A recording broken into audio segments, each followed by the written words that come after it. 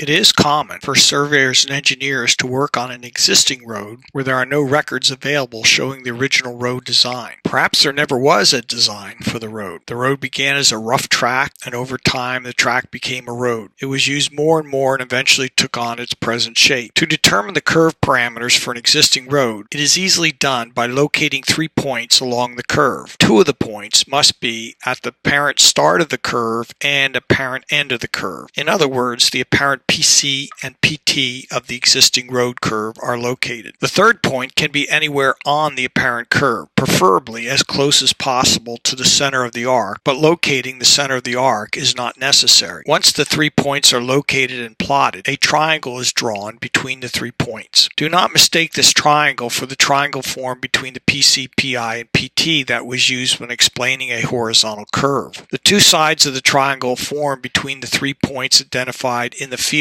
do not coincide with the tangent lines. Next, the distance along the sides of the triangle are obtained. The distances between the 3 points can be measured directly in the field. Given the dangers of spending time in the road making measurements, it is more common for a small prism to be placed at the 3 points. Angles and distances are measured to the points from an instrument set up safely off the side of the road. The angle and distance from the instrument to the point will permit X and Y coordinates to be calculated for the 3 points. An individual can also obtain the X and Y coordinates by briefly occupying the 3 points with a sub-meter GPS receiver. Using the X and Y coordinates of the 3 points, distances can be calculated between the 3 points. In the example shown, coordinates for the 3 points are provided. Using a derivation of the Pythagorean theorem, the distance is calculated by adding the square of the difference between the X coordinates to the square of the difference between the Y coordinates and taking the square root of the sum. This calculation is performed 3 times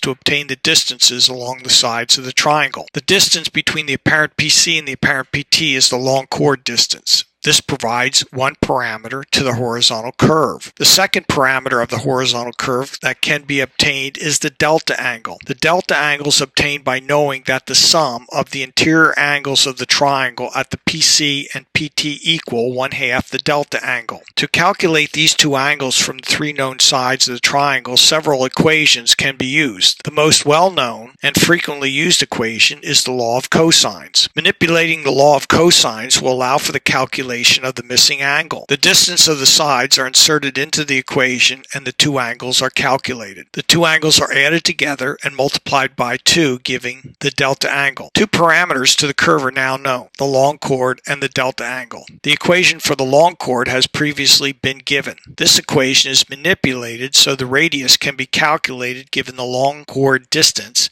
and delta angle. Inserting the long chord distance and the delta angle in degrees and decimal parts of the degree into the equation, the radius is obtained. All remaining curve parameters can be found using the equations that were previously given.